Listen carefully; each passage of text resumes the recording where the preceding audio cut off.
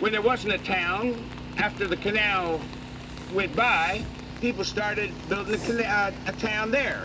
Probably the first thing they put in was a bar, tavern. Next thing they put in was a general store, and probably after that a church, and then some houses. Probably in that order, I would guess. But nonetheless, yeah. The usual staples for a trip consisted of flour, sugar, coffee, smoked meat, dry salt belly. So, the captain, as I said, owned the boat, and his family worked the boat.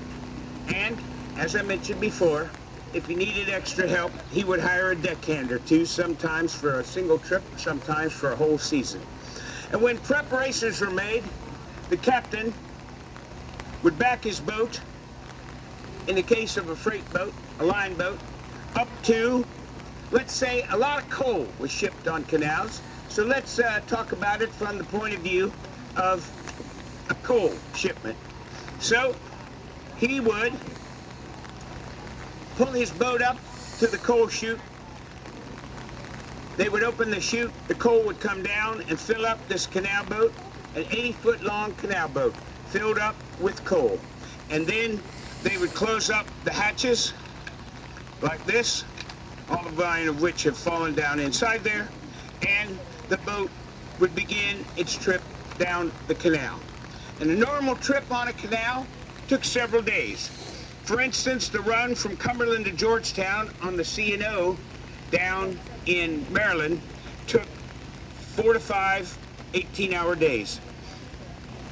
The first boat that traveled this here Union Canal was called the Fair Trader, and it made the trip from Philadelphia to Middletown in just 5 days. It was slow, but it was beats walking. Now, as I mentioned, they had locks that they had to go through, those great big boxes that let water up and down so you could go up and down hills.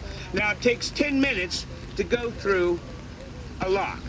So, you have to add that into your trip time. This Union Canal had 93 lift locks in its 81-mile course because boats don't go up and down water. So when it came to a hill, they built a lock, a great big box. I explained this earlier to the folks who were here before, but and it would go on. So you had 81 miles, 93 lift locks, 10 minutes per each one. That's 93 times. They spent a lot of time going up and down as they're going through the lift locks, you know? So, now, and as I mentioned before, and I'll mention to you folks, these things did not have motors. They were pulled by mules. Now, y'all know what a mule is, don't you? That's an animal whose mother is a pretty little mare and his father is a jackass. No, wait, that's a description of my family. No. Like a donkey. A donkey and a mare, when they mate, they make a mule. All right. And the mules pulled the boats. And recently, I had a lady that said to me, that was a terrible thing to do, to make the mules. I said, what's that? She said, make them swim in the canal. I said, ma'am, they didn't swim in the canal. They walked on the towpath. And she said, well, they couldn't walk on a towpath. I said, why not? She said, they don't have no toes. I said, no, ma'am, I don't mean a towpath. I mean a towpath. Do you know what I mean? I know what you mean. Well, let me find that lady and you can explain it to her. Yeah. So, the way it worked was, there would be a hoggy, a mule tender. Could be a woman, could be a man, who walked along the towpath with the mule, praising him at one minute, cursing him at the next, to kind of keep them moving. And they worked in 6-hour shifts. 6 hours on, 6 hours of rest. 6 hours on, and the hoggies got to know their mules pretty good because they walked along with them 6 hours a day, then they rested with them for 6 hours, and then they walked along with them for 6 more hours. Yeah. Now, the captain owned his boat, and he could name it anything he wanted. And they had a lot of colorful names. This one here is a model of a boat that actually traveled on the Union Canal, right here. And it was actually painted green and yellow, and it was actually called the Songbird. And the fella who made this model for me chose this one because he said, I am the songbird of the canal. All right, well, I was impressed. Maybe not you. Yeah. So, the family lived on the boat. Now, if you want to come over here, into here where it's dry, you're welcome to come on in here and stand in here, and I'm going to show you the inside of a canal boat. Yeah. You know, I brought along some stools, but I left them in my wagon. You guys could have all sat right here in the stools in there, but that's all right. So here's a canal boat. The family lived it in the, wait, I got this backwards. Roofs didn't come off that easy. But right back here is the 12 by 12 foot cabin where the family lived. Come on over, kids, and stare right down in there. You can see it's got stairs to go down, and it's got a little table and chairs, and it's got a bed, and that little stateroom there is for the parents, and the children would sleep out on the side there. You see it's got a little stove and everything you need. Now, that's where the family lived. The older boys and the hired hands slept, whoop, that ain't, oh no, it goes this way. I had it on right in the first place. All right. Up here, halfway up, was the hay house. Hay and feed for the mules on one side. Bunks, this one doesn't open up, for the hired hands and the older boys. Up front here is the stable where the mules stayed. They're not there now, they're out grazing. Yeah. And the basic movement of the boat was this way. The basic movement of the wind was this way, so the folks always knew where the mules were at all times. Yes, dear, the mules are still in the stable there. Don't think about that very long. And then you had passenger packets. This is long before there were buses and trains. If you wanted to travel across the state, you rented, paid your fare, and rode on in a canal boat, a passenger boat, a packet boat, it was called. And they traveled at, you paid 1.5 cents a mile, and you traveled at 1.5 miles an hour. A little faster than walking. Yeah. And the passengers slept in 3-tiered bunks. There were basically boards that were let down on a chain from the wall, and you slept on it. And then much too early in the morning, they would say, get up, we got to get there up for breakfast. And they'd pull them up, and then they would put out a great big long board on kegs like this, and you would sit around there and have breakfast. They actually had a little kitchen that they would make food for the passengers, because the trip across the state could take 2-3 weeks, you know. So, yes. And they all sat around that board, and they ate, which is where you get the old term room and board. They never said you got room and table. You got room and board. Yeah. Well, and that was in taverns too.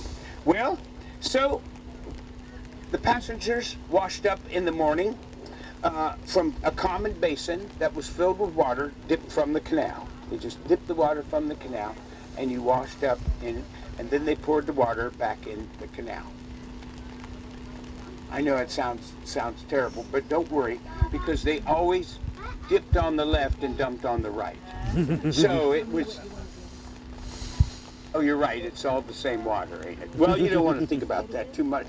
So we'll move on here. And here is a song that they sang back in those days about traveling. And many people think this song was originally written for the Erie Canal. But most people don't know that this song was actually originally written for the Union Canal. And most people also don't know I'm a terrible liar. But my attitude is, when the Erie Canal pays me money to sing, this will be an Erie Canal song. Today it's a Union Canal song. Next week it'll be a C&O Canal song. All I have to do is change the name of the towns we go through. And the Union started in Reading, went through Lebanon. How do they say it around here? Lebanon. L-E-P-N. Lebanon. Yeah. Right. They don't say Lebanon. Yeah, we'll see how it works in the song. Okay. Oh, and then went to Middletown. We 40 miles from Middletown. Forget it and never shall. What a terrible storm we had last night on the Union Canal. Oh! Everybody sing that. Oh! That's good. Throw your arm out there like that. Oh! Don't hit your brother when you do it. The Union was rising and the gin was running down. And I scarcely think we'll get a drink till we get to Middletown. Dear boys, get to Middletown.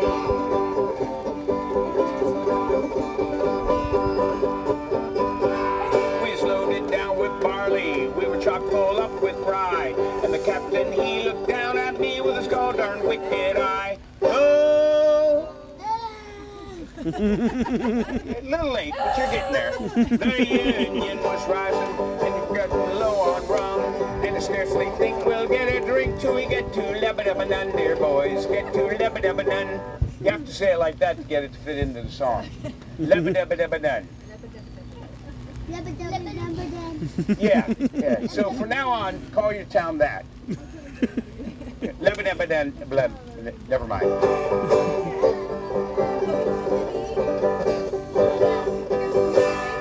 Cookie was a grand old gal. She wore a ragged dress. We hoisted her upon the mast as signal of distress. Oh! Thank you. The Union was rising and the gin was running down. And I scarcely think we'll get a drink till we get to Middletown, dear boys. Get to Middletown.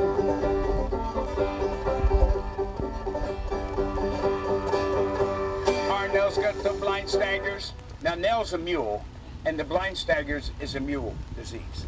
And Maud has got the heaves, and Maud's a mule. Or I'll finish it up. That Tom has thrown his shoe up, and the driver got the weaves. He knew his rides are low on rum. You want me to finish fast, don't you? And I scarcely think we'll get a drink till we get to Middletown, dear boys. Get to Middletown.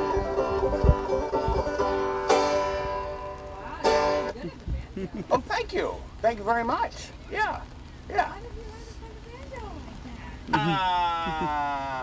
Just sitting around picking at it. Yeah, pretty much. And I'm a guitar player too, and it's kind of just transferred over from the guitar. Yeah, yeah, it is. It depends on the style you play too, because there is that style that you hear of called bluegrass. Okay. But this fella would not have known what bluegrass is except for a region of Kentucky. Oh. And so I don't play bluegrass style banjo. I play old. Actually, the way I play is if you've heard of the before vaudeville even, there were the minstrel shows. Okay. The period that I'm playing from was a period from with the minstrel shows, and this is that's the kind of style of guitar they would have played there. Well, the canals, the heyday of the canals were the 1820s, 30s, 40s. Okay.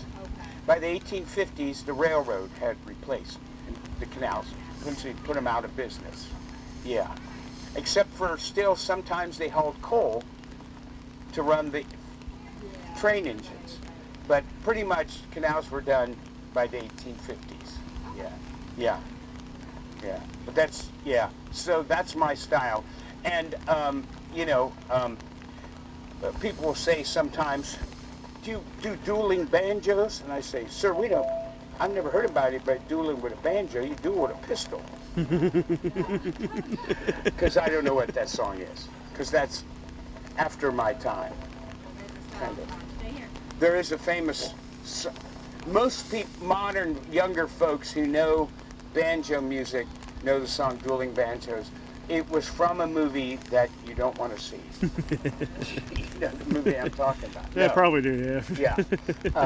It was kind of a nasty movie, but yeah. And the famous song from it was called Dueling Banjos. Yeah, but like I said. Yeah, okay. Well, yeah, actually I give guitar lessons.